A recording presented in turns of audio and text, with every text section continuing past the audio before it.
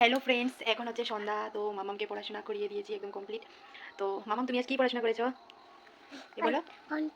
তারপর তারপর এরপরে ও, সব কিছু একদম কমপ্লিট, মামামকে পড়াশোনা করানো। তো মামাম কিন্তু বিকেলে আমার কাছে আজ বায়না ধরেছিল পিঠে খাওয়ার জন্য। তো ভাবছি মামামকে কিছু একটা বানিয়ে দেবো এখন। ওখানে সন্ধ্যার সময় দুধ বিস্কুট খাইয়েছি, তারপরেও ভাবলাম ও যখন বায়না ধরেছে তো পিঠে বানাবো ওকে খাওয়ানোর জন্য আর কি। তো আমাদের এদিকে কি বলে, গুড়ি দিয়ে বানায় আর কি, তাওয়া পিঠা। তো ভাবছি এটাই কিন্তু তাড়াতাড়ি হয়ে যায়, তো ভাবছি এটাই মামাকে বানিয়ে দেবো। তো চলো তোমাদের সাথেও শেয়ার করবো। তারপর কিন্তু আমি চলে এসেছি রান্নাঘরে। এসেই কিন্তু গুঁড়ি নিয়ে নিলাম একটা বাটির মধ্যে, তারপর দিয়ে দিলাম জল। জল দিয়ে ভালো করে কিন্তু ব্যাটারটা গুলিয়ে নিয়েছি। এবার তাওয়াটা কিন্তু গরম হতে বসিয়ে দিয়েছি, একটুখানি তেল দিয়েছি, দিয়ে কিন্তু পিঠাটা দিয়ে দিলাম। মাত্র 3 মিনিটে কিন্তু পিঠাটা রেডি হয়ে যায়। এত কম সময়ে জুট ঝামেলা ছাড়া কিন্তু এত টেস্টি একটা পিঠা হয় আর কি, তোমরা ভাবতেও পারবে না। তোমরাও চাইলে কিন্তু ট্রাই করতে পারো বাড়িতে। এইদিকে দেখো মা কিন্তু সকালে বানিয়ে রেখেছিল ক্ষীর, তো ভাবলাম ক্ষীর দিয়ে কিন্তু টেস্টি লাগে। ক্ষীর, চিনি, তারপর গুড়, এইগুলো দিয়ে খেতে কিন্তু বেশ ভালো লাগে আর কি।